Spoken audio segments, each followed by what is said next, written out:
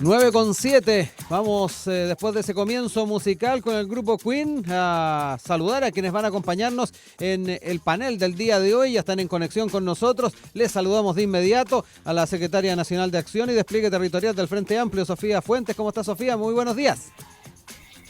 Hola, muy buenos días a todas y a todos. Gracias por acompañarnos nuevamente en esta temporada 2025, lo mismo que al analista de políticas públicas de la Fundación Pivotes, Tomás Espinosa. Bienvenido, Tomás, ¿cómo estás?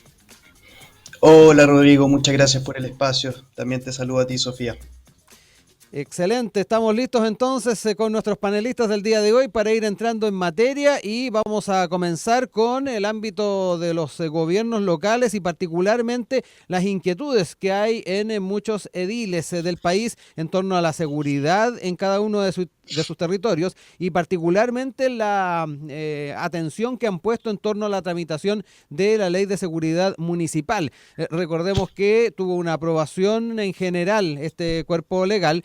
Sin embargo, hay elementos que todavía están en la discusión. Está particularmente centrada este debate en las Comisiones Unidas de Gobierno y Seguridad en el Senado. Y bueno, hay varios puntos que están ahí en entredicho, particularmente para ir observando cuáles van a ser los alcances de esta legislación.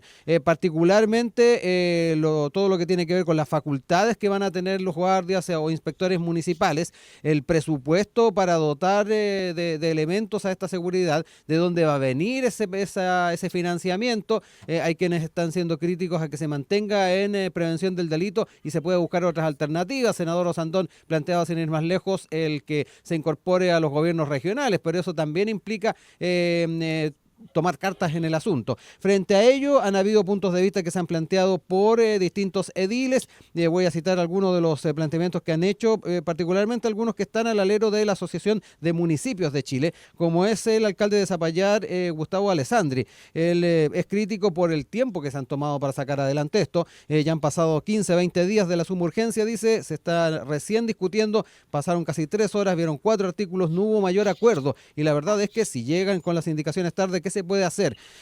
También hubo algunas opiniones de la alcaldesa de Vitacura, Camila Merino, indicó que hay que invertir los recursos en más seguridad que vaya directamente a apoyar a que exista más tecnología. Desde los municipios rurales también hay una visión, lo planteó el alcalde de Isla de Maipo, Juan Pablo Olave, como asociación de municipios rurales estamos en bastante desacuerdo con algunas declaraciones que se han dado en torno, particularmente se refieren a la subsecretaria Leitao, han señalado que se trata, en el caso de ellos, de municipios humildes, más pobres de Chile, los que componen la asociación. Por tanto, leyes sin financiamiento que no se ajustan a las necesidades propias de cada comuna no aportan. También quería citar lo que comentó la alcaldesa de Quinta Normal, presidenta de la Asociación Chilena de Municipalidades, Karina Delfino, en conversación con El Mostrador, particularmente con el PAN, con Mirna Schindler. Y ahí la edil se refirió a también lo que son los hechos de violencia, llamó a avanzar en el Congreso con la normativa pendiente, tramitar y aprobar la Ley de Seguridad Municipal que hoy día está en el Senado, pero también fue crítica a algunas visiones que están en la línea de la autodefensa. Delfino cuestionó aquellos dichos en esa línea realizados por José Antonio Kast, por Johannes Kaiser, sin mencionar nombres específicos, señalando que este tipo de discursos generan riesgos adicionales en materia de seguridad pública. Es lo que recoge también El Mostrador de lo que fue esa conversación. Con todos estos antecedentes, quiero entrar también a conversarlo con ustedes, las visiones que tienen respecto a las posibilidades de poder sacar adelante esta iniciativa con todos estos escollos que se han hecho presentes, las facultades, el financiamiento y efectivamente el poder dar tranquilidad en los tiempos que se han acordado. Sofía, parto contigo para que me cuentes un poquito cómo has estado siguiendo este tema. Muchas gracias, Rodrigo. Me quedé un poquito pegada, pero escuché la mayor parte. Eh, Mira, lo primero es que creo que este debate es muy importante porque toma hartas aristas Sí. que han sido los últimos años la mayor parte, o sea, como una gran parte del debate público. ¿Qué hacemos en torno al problema de seguridad que tiene múltiples complejidades y que hoy día sabemos que hay una crisis y que por supuesto hay que tomar todos los mecanismos y posibilidades que hayan en la mesa? Y en específico, en el debate de esta ley, primero quiero señalar un punto que me parece Sí. importante en el marco de la demora que ha tenido hoy día en el Ujú. Senado y que está empezando a surgir tanto estas voces de alcaldesas, alcaldes que están haciendo un llamado en el fondo al Senado y al Congreso para que esta ley sea aprobada. En la Cámara de Diputados y Diputadas esta ley se aprobó con una mayoría, Ujú. también con un entendimiento de que hoy día necesitamos ciertos elementos que permitan a los municipios reforzar la capacidad que tienen de prevención, de patrulla, de abordaje de distintas formas del problema de seguridad.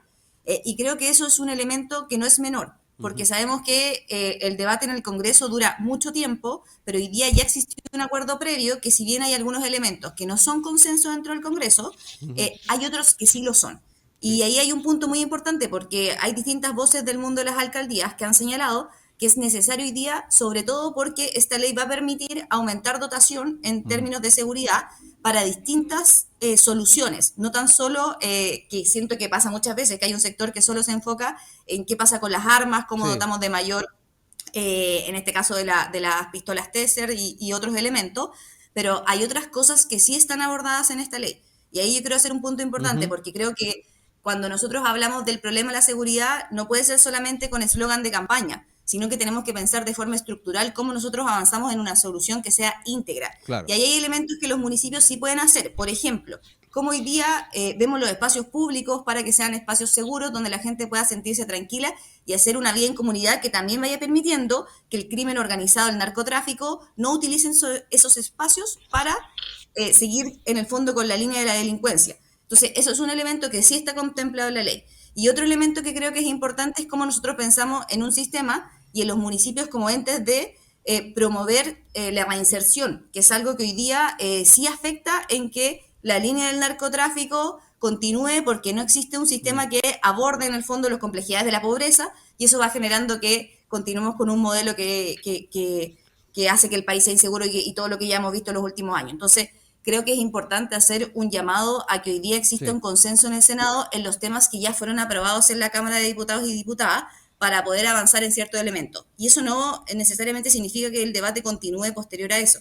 Pero hoy día, tal como está entendiéndose esta ley, no Sí. existe la capacidad de entregar armamento a las seguridades municipales por múltiples temas. Uno de esos es la capacitación que tiene que existir para que puedan utilizar armas. Y Carabineros es la institución que lleva, bueno, es la institución a Ujú. cargo en el fondo de Sí. la seguridad y para eso existen múltiples procesos de formación, de capacitación. Entonces, hacerlo como a tontas y a locas yo creo que es una equivocación gigante y puede traer consecuencias muy negativas tanto para los municipios como para los vecinos y vecinas finalmente que habitan esas comunas.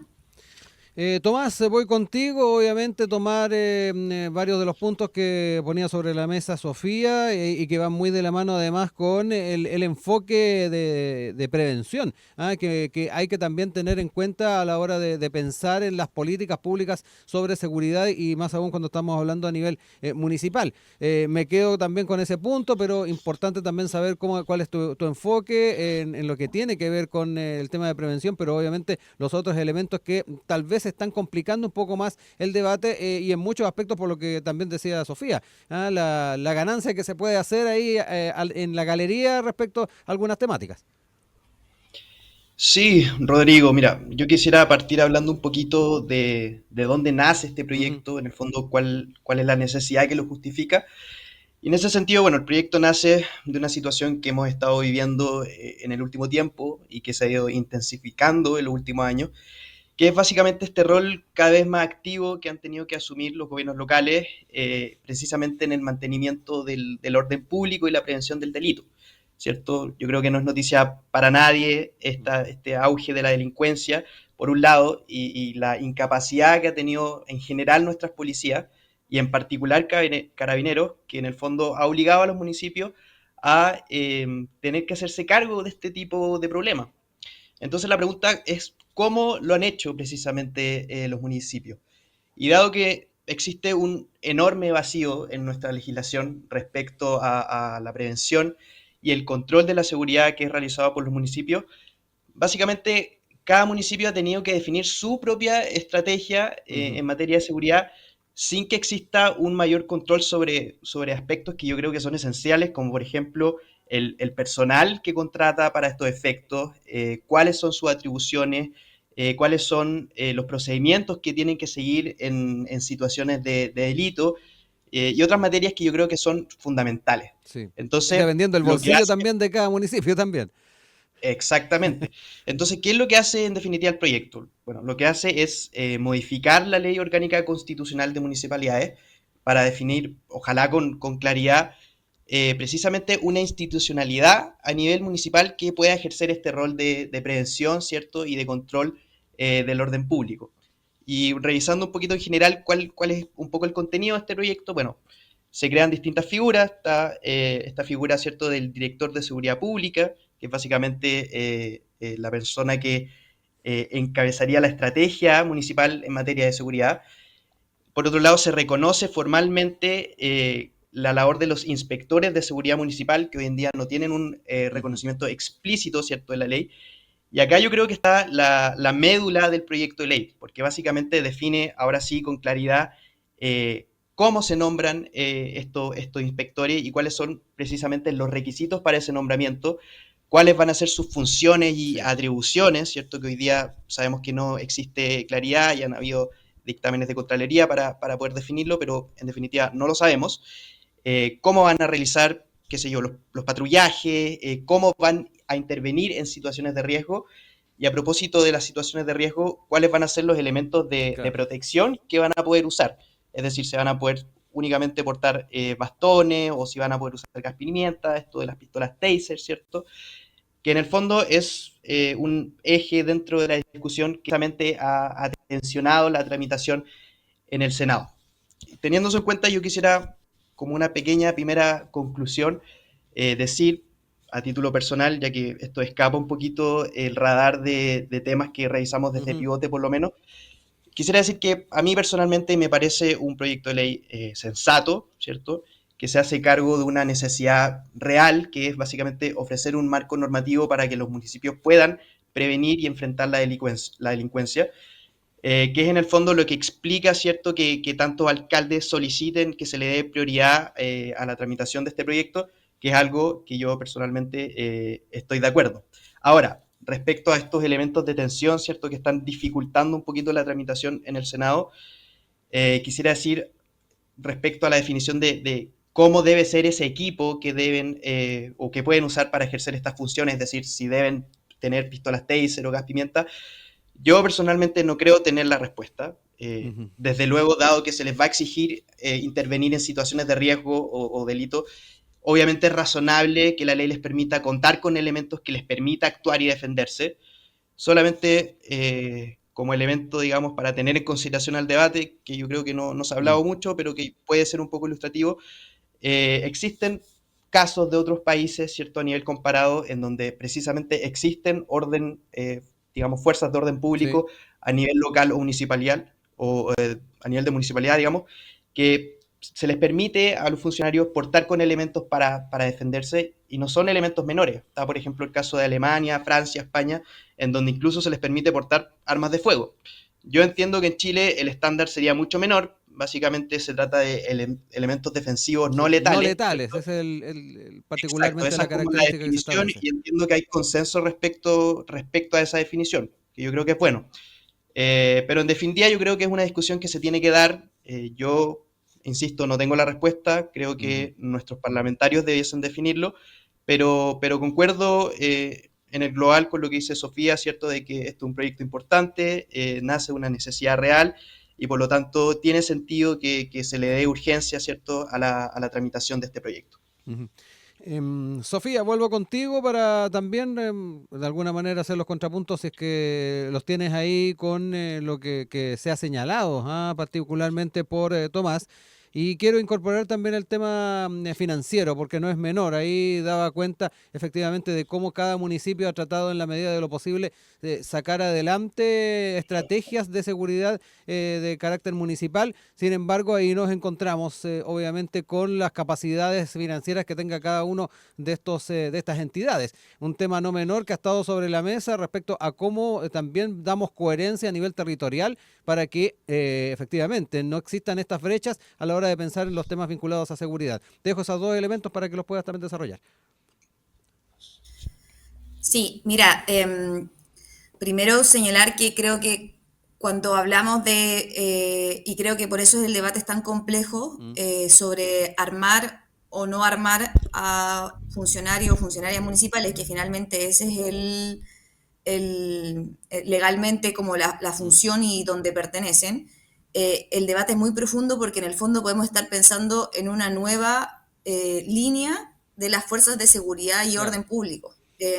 Por eso es tan complejo y creo sí. que no puede darse en el marco de una discusión que busca fortalecer la capacidad de los municipios en temas de seguridad, pero no está hablando de reformar las policías o Mm, de cambiar el sistema que tenemos en esa área.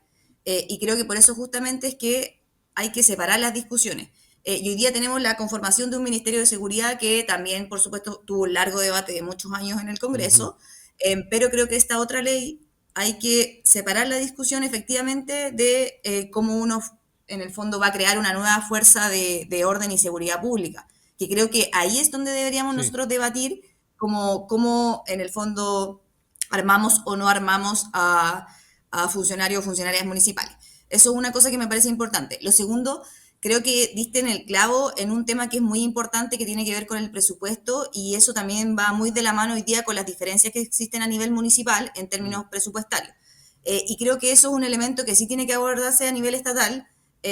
Ahí yo creo que no comparto esta idea de que tiene que traspasarse a los gobiernos regionales regionales. el tema presupuestario, porque esto sí tiene que ser un abordaje a nivel estatal, también pensando en cómo nosotros fortalecemos los municipios que hoy día tienen mucho menor presupuesto y que son los que tienen mayores problemas de seguridad. O sea, Ujú, en Santiago, por ejemplo, en la región metropolitana, la diferencia entre los problemas de seguridad y la cantidad de delitos que suceden en municipios que tienen una tasa mucho menor de presupuesto a los que tienen mayores presupuestos es muy grande. Entonces, también el abordaje tiene que ser pensando, por ejemplo, en un modelo en donde las instituciones hoy día estatales tengan un abordaje transversal y que exista una coordinación, porque también ha pasado que hoy día tenemos la Subdere, tenemos los gobiernos regionales que también tienen fondos ujú, que están entregando a los municipios que postulan para, por ejemplo, cámaras de seguridad u otros elementos. Y también tenemos el Ministerio de Seguridad por medio de la Subsecretaría de Prevención del Delito. Y esas tres entes muchas veces no conversan. Entonces sí. también pasa que no existe un abordaje integral por municipio que permita también abordar las diferencias presupuestarias que tienen ellos para gastar en estos temas. Entonces, yo ahí creo que tiene que existir una coordinación y para eso me parece muy importante que hoy día tengamos un ministerio que Mm, pueda generar que estas tres entidades conversen y tenga un abordaje transversal. Y sobre otro elemento que yo lo planteé anteriormente, pero que me parece muy importante y por qué creo que hoy día deberíamos dejar esta discusión sobre el armamiento, no armamiento, esa palabra no existe. ujú, Deberíamos dejar esta discusión sobre armar o no armar a las policías de los municipios, por así decirlo, para después, porque creo que hay elementos que necesitamos hoy día ya. Y eso tiene que ver con crear una institucionalidad municipal que permita que el abordaje de seguridad sea tanto en prevención, pero también en ver contextos sociales que podemos hoy día ir cambiando de a poco porque esto es un problema a largo plazo. O ujú, sea, yo comparto que es necesario hoy día tener como refuerzos policiales, tener un plan como lo es el plan Calle Sin Violencia que busca abordar los delitos que se están cometiendo, pero también tenemos que pensar que esto, si no se maneja en un programa y en un plan que sea diseñado en el largo plazo, va a seguir aumentando, porque es un problema estructural que tiene que ver con elementos de pobreza, tiene que ver también con el narcotráfico y que eso se va expandiendo finalmente si no tenemos un abordaje social desde los municipios. Y ahí tienen un papel muy importante los gobiernos locales. Tomás, voy contigo también. Cuéntame un poquito cuál es tu apreciación en torno a tema presupuestario, el poder debatir aquello, cómo también de alguna manera se genera la convivencia de diferentes instancias. Está la figura de este Ministerio de Seguridad Pública, que no es menor a la hora de comprender la manera en que también vamos estableciendo esta legislación y obviamente a ir tratando de buscar caminos para llegar a consensos. ¿Cómo lo ves tú? Sí, yo recojo los puntos que establece Sofía. Yo creo que esta ley definitivamente implica un desafío a la hora de pensar nuestra institucionalidad encargada del orden público y de la seguridad. En Chile ya existe ciertos órdenes institucionales respecto a nuestras policías que responden precisamente a un orden jerárquico, ¿cierto? Por ejemplo, en el caso de Carabineros tenemos un director general de Carabineros y de ahí se va armando, ¿cierto?, una jerarquía hacia abajo y esto funciona, digamos, a nivel nacional. Y este proyecto de ley, en el fondo, lo que haría sería intervenir un poquito esa lógica, y en ese sentido el desafío que va a tener la tramitación de este proyecto es hacer coincidir y poder hacer coordinar, digamos, estas nuevas fuerzas de seguridad a nivel de municipalidad, ¿cierto? Con nuestro orden jerárquico preestablecido que existe actualmente en nuestra legislación. Respecto al punto del financiamiento, estoy de acuerdo con lo que plantea Sofía. Ese financiamiento tiene que garantizar un mecanismo que garantice, digamos, la igualdad entre los municipios, porque sabemos que existen municipios que tienen muchos recursos y existen municipios que no tienen esos recursos. Entonces, este proyecto de ley lo que no puede generar es asimetría y profundizar, digamos, las desigualdades que ya existen en nuestro municipio. Ahora, a propósito, ¿cierto?, de este tema institucional, yo creo que hay un aspecto que merece una reflexión, que son precisamente los desafíos que enfrenta nuestra institucionalidad en su conjunto para hacerse cargo de los problemas que padece nuestra ciudadanía, como lo es la seguridad. Y si bien a propósito de la seguridad se han abierto estas discusiones sobre, por ejemplo, si los funcionarios municipales pueden o no usar estas pistolas Taser, o si debemos, por ejemplo, aumentar las penas de ciertos delitos, incluso se ha llegado a discutir últimamente sobre la pena de muerte. La verdad es que yo creo que no se puede o no podemos solamente tener este foco en la discusión pública. Yo creo que si bien son temas importantes, también es importante que revisemos cómo opera nuestra institucionalidad en su conjunto y, en definitiva, qué estamos haciendo para contar con instituciones fuertes y modernas para enfrentar estos desafíos. Ahí yo tomo el punto que había dicho anteriormente Sofía, esto de que tiene que haber una solución integral, ¿cierto?, a nivel institucional. Y en este sentido, aprovecho el espacio para contarles que desde Pivote hemos tratado de hacer precisamente este análisis, y para ello generamos una instancia para discutir estos problemas. Esta instancia se llama Hagámonos Cargo, y en ella lo que hicimos fue convocar a varios expertos de distintos signos políticos, precisamente para crear un espacio de deliberación. Ya tuvimos un primer ciclo en el que discutimos sobre institucionalidad pública, y en él se trató precisamente el tema de justicia, que para estos efectos de la seguridad yo creo que es esencial, ¿cierto? Y se reconocieron ciertos factores, ciertas falencias del Estado en materia de justicia, dentro de los cuales, por ejemplo, se reconocieron el sistema de nombramiento de jueces, ¿cierto? La opacidad y la excesiva politización que existe a la hora de nombrar nuestros jueces en el Poder Judicial. Y en ese sentido se consensuó, por ejemplo, la necesidad de contar con una comisión de nombramiento, ¿cierto?, que funcione como la alta dirección pública, pero en sede judicial. Otros temas, como por ejemplo el atochamiento del sistema de justicia, con tribunales absolutamente colapsados, que no pueden atender, ¿cierto?, a las necesidades de las personas en materia de justicia, o que se demoran demasiado. Para eso, por ejemplo, nosotros hemos consensuado la necesidad de racionalizar el uso de ciertos mecanismos legales, como lo es el recurso de protección, que ha generado una excesiva judicialización de asuntos que no debiesen ser judicializados a través de esos mecanismos, creemos. Sí. O, por ejemplo, la desigualdad que existe hoy en día en el acceso a la justicia, sobre todo desde el punto de vista de la víctima de los delitos. Para eso también consensuamos cosas como, por ejemplo, la creación de un Servicio Nacional de Acceso a la Justicia y Defensoría de las Víctimas de Delitos. Entonces, yo creo que estos temas también debiesen formar parte de la agenda, si es que queremos precisamente enfrentar la crisis de seguridad, pero desde una perspectiva global, ¿cierto? No solamente quedarse con la mirada inmediatista, sino que al contrario, mirar a largo plazo y ojalá el sistema institucional en su conjunto. Dejemos estos últimos minutos para cerrar ideas y ahí, Sofía, también abordar esta visión global que se puede dar a los temas vinculados a seguridad y que tiene obviamente ramificaciones en lo que obviamente va de la mano con la persecución del delito, la forma en que se juzga, en fin. ¿Cómo ves también ese aspecto de poder tener una mirada más amplia? Sí, mira, ahí desde el Frente Amplio hemos planteado algunas cosas que me parece importante que hoy día estén sobre la mesa, y siento que no ha existido un consenso por diversos motivos, pero creo que sí aportan en la línea de abordar esto de forma integral. Lo primero es la ley inteligencia económica y seguimiento financiero, que esto va como, se conoce más como el levantamiento del secreto bancario, pero que tiene hartas aristas que creo que hoy día son importantes, sobre todo en la persecución del narcotráfico. Y la idea de esto es también entregar mayores herramientas a las distintas instituciones que hoy día son parte, en el Sí. fondo, de una línea que finalmente tiene que estar conversando entre sí para poder abordar todas las áreas.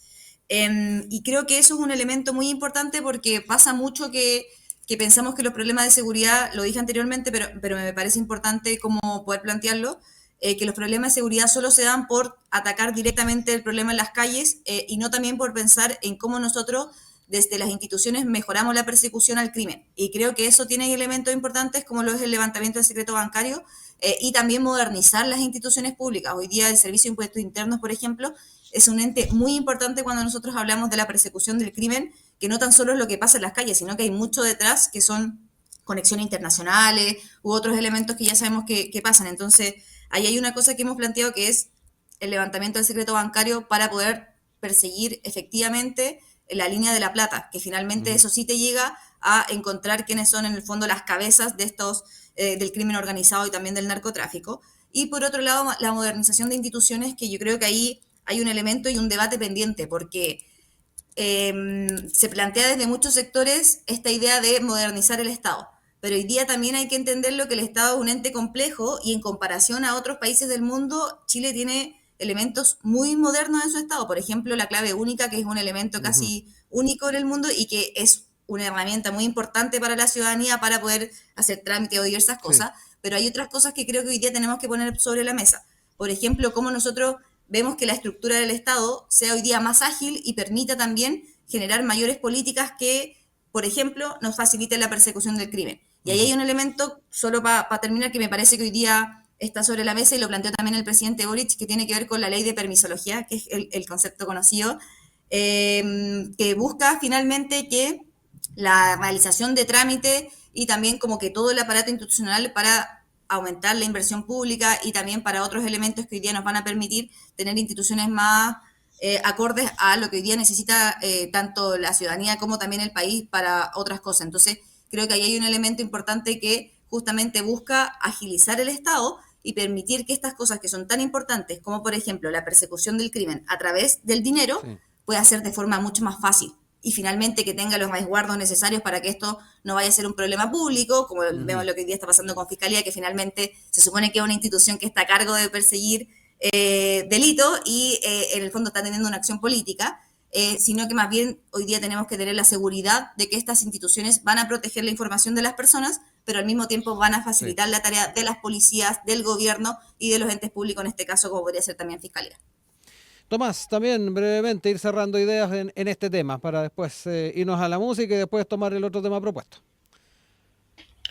Sí, muy breve y simplemente insistir en el punto que a la hora de pensar soluciones para la ciudadanía en materias como lo de seguridad, no quedarse con la respuesta simple, con la visión corta, como lo puede ser aumentar las penas para ciertos delitos o simplemente eh, ser, digamos, más agresivo, digamos, con la delincuencia, pero sin que haya una idea detrás de fondo. Yo creo que el tema institucional es clave, hay que ver cómo opera la institucionalidad, ¿cierto?, en su conjunto y ver cómo se van relacionando los distintos temas, porque, por ejemplo, para efectos de que podamos sacar leyes buenas, ¿cierto?, que le hagan sentido a la ciudadanía, no basta, digamos, con que nos enfoquemos únicamente en la seguridad, sino que también tenemos que pensar, por ejemplo, cómo está funcionando actualmente nuestro sistema político. ¿Qué pasa si es que nuestro sistema político está excesivamente fragmentado? Bueno, no vamos a poder llegar a acuerdo. El Ejecutivo, por mucho de que, digamos, haya llegado al Congreso con mucho apoyo, no va a poder imponer su agenda y por lo tanto no vamos a poder avanzar en distintos temas como lo es la seguridad. También hay que pensarlo desde el punto de vista del crecimiento. El crecimiento claramente está vinculado con la seguridad. Si es que hay más crecimiento, si es que el país, digamos, ofrece más oportunidades a sus ciudadanos, también esa es una forma de prevenir que las personas caigan en el delito. Y sucede que nuestra economía hace más de 10 años está estancada, precisamente porque existen estas trabas burocráticas para la creación de proyectos de inversión. Sofía lo comentaba, ¿cierto? El tema de la permisología. Yo creo que también son temas que tienen que abordarse y que tienen que formar parte de una solución integral, precisamente para hacerse cargo de problemas como este, que es el de la seguridad de las personas. Entonces, con esa idea cierro.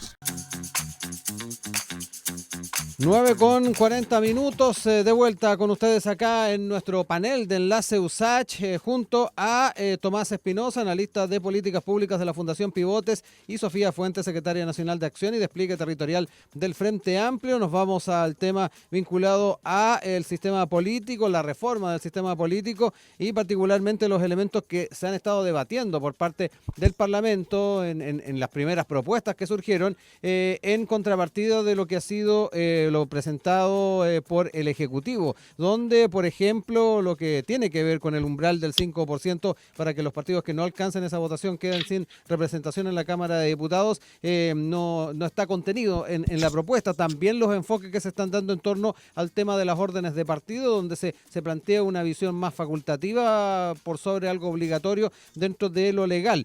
Esto ha traído obviamente críticas desde la oposición y también de algunos sectores más ligados a también a sectores del oficialismo en torno a efectivamente las características que está asumiendo esta reforma. Y acá quiero citar algo que estuvo planteando en la edición de hoy del Mercurio el senador Pedro Araya del PPD, donde ha señalado que con su indicación el gobierno dejó caer la reforma al sistema político. Él es integrante además de la Comisión de Constitución, cree que la propuesta de la moneda se hizo con la calculadora en mano para favorecer al Frente Amplio, y el legislador señala que da la impresión de que el gobierno quiere distraer la discusión. Esto da cuenta de que el Ejecutivo no tiene ningún interés en que esta reforma avance. Sería más honesto de parte del Ejecutivo que diga que no quiere reforma política y así se deja para el próximo gobierno. Son algunos de los apuntes que hace el senador Araya en esta entrevista que dio al Mercurio, que aparece el día de hoy y que de alguna manera tal vez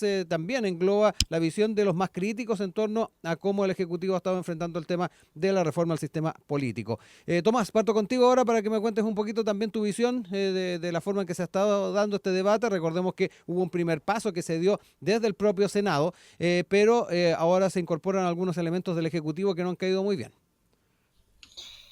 Sí, bueno, desde luego yo creo que es una mala noticia que la indicación sustitutiva del Ejecutivo no contemple esta regla del umbral del 5%. ¿Y por qué lo creo?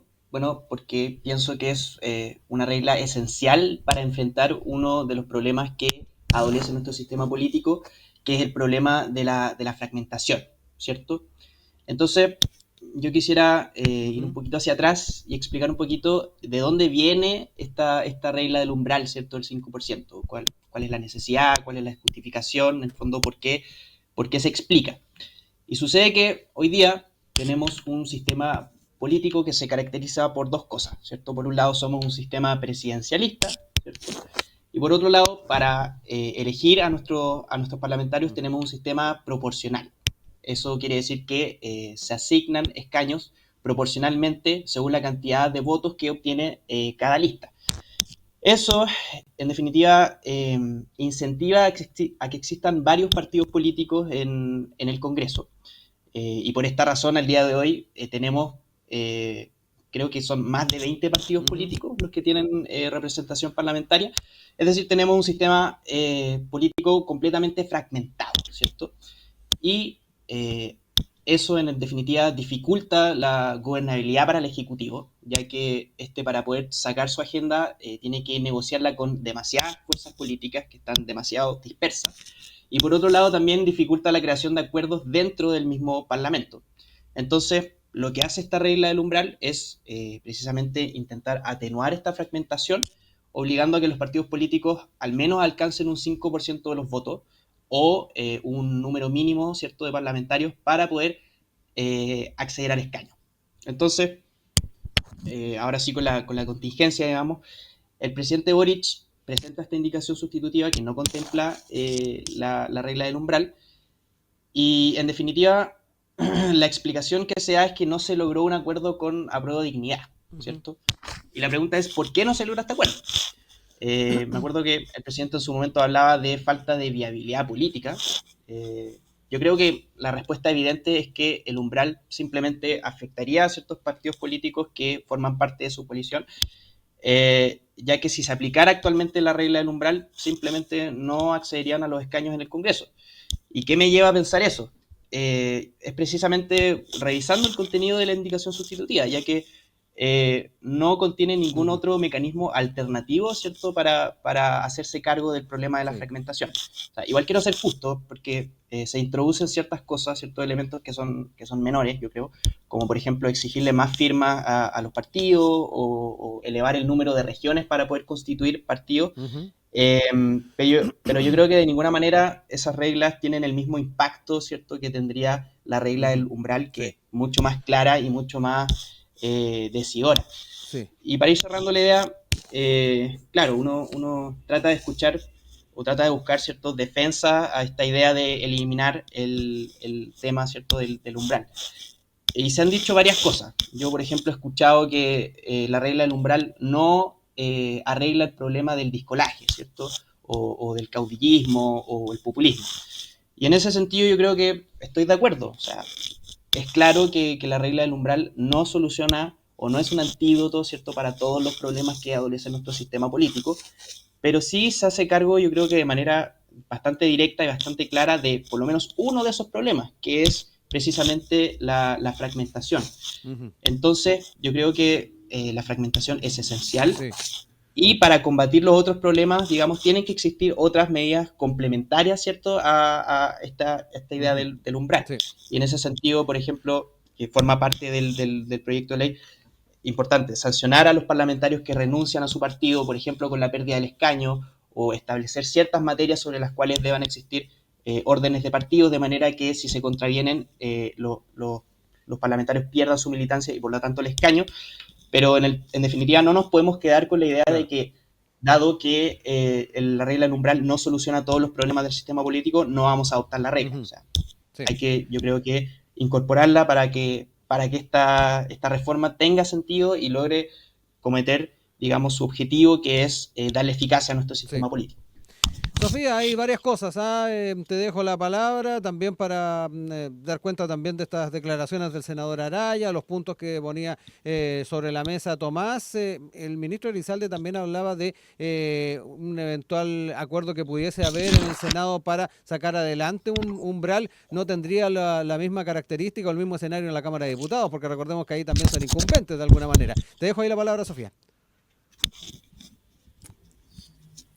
Gracias, sí. Mira, lo primero es que yo voy a partir con algo muy general, que creo que dar un debate sobre algo tan importante para el sistema político como es este, tan cerca de una elección parlamentaria y presidencial, es súper complejo. Creo que eso hay que tenerlo sobre la mesa porque, por supuesto, que afectan mucho las incumbencias y también que los que están legislando van a una elección muy prontamente. Entonces creo que eso siempre es complejo en cualquier país que quiera dar este debate de fondo. Ahora, lo primero, como señalar que el Frente Amplio no tiene ningún problema en términos de lo que hoy día significa tener un umbral de votación. Nosotros tuvimos un proceso de fusión que efectivamente lo que buscaba era disminuir con esta fragmentación de partidos y tener hoy día un partido más fuerte que, si por supuesto tenemos los mismos principios y tenemos las mismas definiciones políticas, podemos estar bajo un mismo instrumento como lo que hicimos hoy día en el Frente Amplio. Entonces, eso es importante porque, como se señaló por alguna voz, en este caso el senador Araya, que el Frente Amplio estaba con la calculadora, creo que es totalmente lo contrario. Hoy día no nos afecta ninguna definición en torno a un umbral en el sistema político. Lo segundo es que hay algo importante. Creo que efectivamente el umbral es algo deseable, pero en el actual sistema político no es posible porque hay diversas causas que hoy día generan la fragmentación. Y creo que esos son los elementos que hemos planteado desde el Frente Amplio. Ahí, por ejemplo, creo que todos compartimos el objetivo de que hay que fortalecer el sistema político, pero hay algunos elementos que hoy día no tenemos fortalecidos como para pensar en un umbral. El primero es que hoy día tenemos que visualizar los partidos políticos y pensar cómo los fortalecemos en términos de que representen a la ciudadanía y que sean organismos, instituciones que hoy día puedan orientar la política y lo que se hace tanto en términos del Congreso como también hacia la ciudadanía por otros mecanismos. Y ahí hay un elemento que es muy importante porque cuando nosotros hablamos del umbral, toda la discusión se va a eso y nos olvidamos que hay otras cosas que hoy día son más profundas en términos de la fragmentación. Y hay un elemento que a mí me parece clave en esta indicación que se presenta desde el Ejecutivo, que tiene que ver con la pérdida del escaño de los parlamentarios y parlamentarias que renuncien estando en la Cámara o estando en el Senado a su partido político. Hoy día, en este periodo, vimos lo que pasó con un partido del Partido de la Gente, Sí. que toda la bancada que fue electa por ese partido, que la gente vota por ideas, que vota por representantes que en el fondo vayan a defender las cosas que prometen en campaña, toda esa bancada se fue del partido. Y continúan siendo independientes y hoy día probablemente van a ir por otros partidos, van a ir en otros cupos a la reelección. Entonces creo que ahí hay un elemento que es muy importante y que efectivamente eso afecta a la fragmentación del sistema político en lo profundo, que es en el debate de ideas y en la defensa de proyectos políticos. Entonces, es un elemento que igual me parece importante que tengamos sobre la mesa. Y hay otras cosas que creo que hoy día también buscan fortalecer la institucionalidad, no tan solo pensando en esta idea de cuántos partidos tenemos o no, sino también que hoy día tengamos una representación que efectivamente le haga sentido a la gente y que se sienta partícipe de lo que están diciendo sus diputadas y diputados en el Congreso. Por ejemplo, eliminar la inhabilidad que hoy día existía para los dirigentes y dirigentes sociales es algo que es muy importante porque no se entiende que ellos no puedan postular porque son personas políticas, son actores políticas del entorno social y que representan ideas y que finalmente hoy día pueden tener la posibilidad de postular al Congreso e ir a defender, por supuesto, por medio de un partido, qué es lo que quieren. Entonces, hay algunos elementos que creo que vamos a ir avanzando lentamente quizás, porque como les planteé, yo de partida creo que es muy difícil dar esta discusión en un año electoral. Entonces creo que hay que avanzar en ciertas cosas que vayan produciendo que el sistema político pueda hoy día abrirse al debate del umbral, pero con elementos que ya hayan afirmado que los partidos políticos, por ejemplo, sí son representativos de las ideas que están planteando en campaña. Y eso creo que es un elemento. Y lo último que hoy día que también me parece muy importante y que también creo que va a mejorar un poco la situación de fragmentación que tenemos hoy día, que es el fortalecimiento de los partidos en términos de que puedan entregar línea política a las bancadas parlamentarias. Creo que eso igual es importante porque estamos hablando de que hoy día no puede ser que hayan parlamentarios y parlamentarias que no respondan a nadie y que sean solamente figuras por sí mismas y que sean unos liderazgos que finalmente sus ideas y las ideas que dijeron en campaña desaparezcan simplemente porque están en el ejercicio ahí del poder y no tienen a nadie y no tienen un partido político en el fondo que les cobre las propuestas que dijeron frente a la ciudadanía y por la cual la gente los votó para ser representantes democráticos en ese Congreso. Entonces, ahí hay un punto que me parece importante y que creo que va en la línea indicada de lo que tiene que hacerse en sistema político. Nos están quedando pocos minutos, 7 minutos para poder ir cerrando ideas. Ahí brevemente quería darles la palabra para ir cerrando algunos de los puntos, también haciendo los contrapuntos si es que estiman convenientes. Tomás, parto contigo ahí brevemente a hacer este cierre de particularmente las ideas que se han planteado. Sí, hay un punto que me faltó tocar, que yo creo que es una crítica a la regla del umbral, que sí considero válida y que sí creo que es un argumento que tiene peso, que planteó recientemente el ministro Elizalde, ¿cierto? Esta idea de que el umbral podría afectar la legitimidad del sistema, ya que se podría dar el caso de que existan candidatos que logren una gran cantidad de votos, pero que por no pertenecer al partido político que logró superar el umbral, tengan que perder el escaño y tener que cedérselo a otro candidato que obtuvo quizás menos votos, pero que sí cumple con el requisito de pertenecer a un partido que logró traspasar, ¿cierto?, el umbral. Frente a eso, yo creo que precisamente la regla del umbral lo que pretende hacer es fortalecer los partidos políticos e incentivar votos programáticos por sobre votos en candidatos en relación a candidatos en particular, que es precisamente una forma de combatir el personalismo en la política.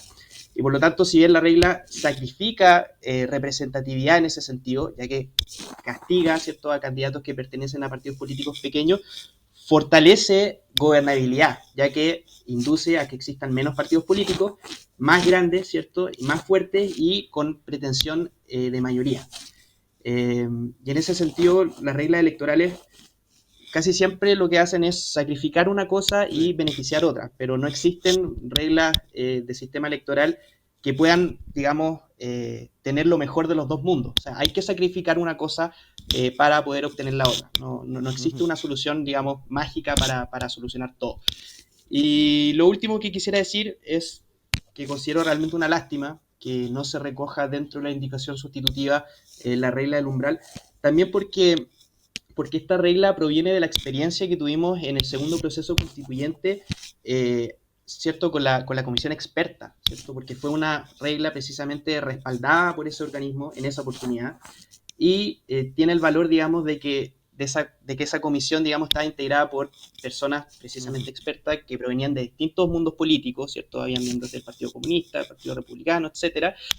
Y por lo tanto podríamos decir que ya es una regla que pasó por un filtro de viabilidad política. Entonces, me parece que no reconocer y recoger esa experiencia que, insisto, considero valiosa, es algo desafortunado.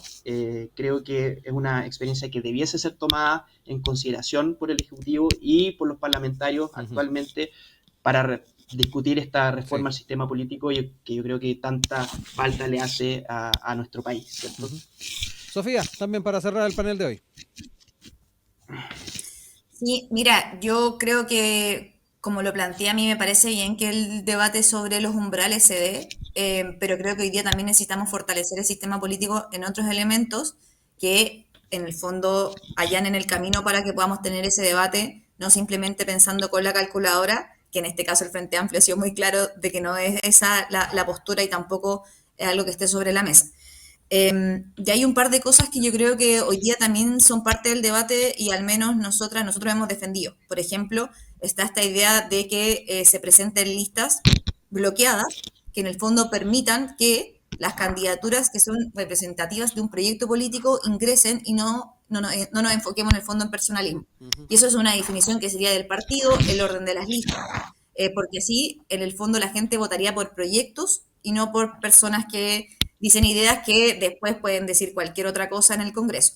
Y ahí hay un elemento que me gustaría aportar, que creo que hemos planteado y también lo mencionó el presidente en el último 8 de marzo, que tiene que ver con avanzar en un sistema igualitario en la elección de mujeres y hombres dentro del Congreso.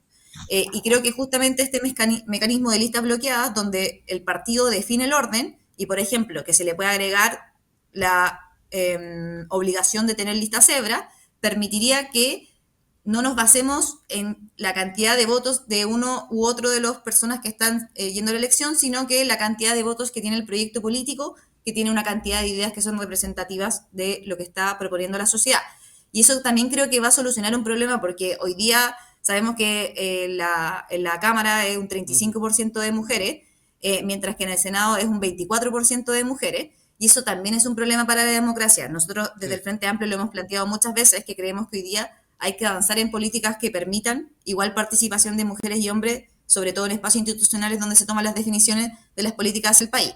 Entonces creo que esto tiene que ir de la mano con pensar un sistema que efectivamente avance en que los partidos estén fortalecidos, que los proyectos políticos que identifican a la sociedad y que identifican a la gente con las propuestas que queremos para nuestro país sean hoy día sobre la mesa, y que sea por eso que votemos, y que, por supuesto, hoy día las personas que los partidos definen, que son las más representativas de estas ideas, sean las que salen electas. Entonces creo que hay que pensar también en un modelo que no solamente hoy día esté pensado en el umbral, porque yo insisto que a la hora que nosotros ponemos ese tema sobre la mesa, va a ser lo único que se va a debatir, y todo lo demás pasa a segundo plazo, o sea, a segundo plano, cuando efectivamente para mejorar el sistema político tenemos que tener estos elementos sobre la mesa.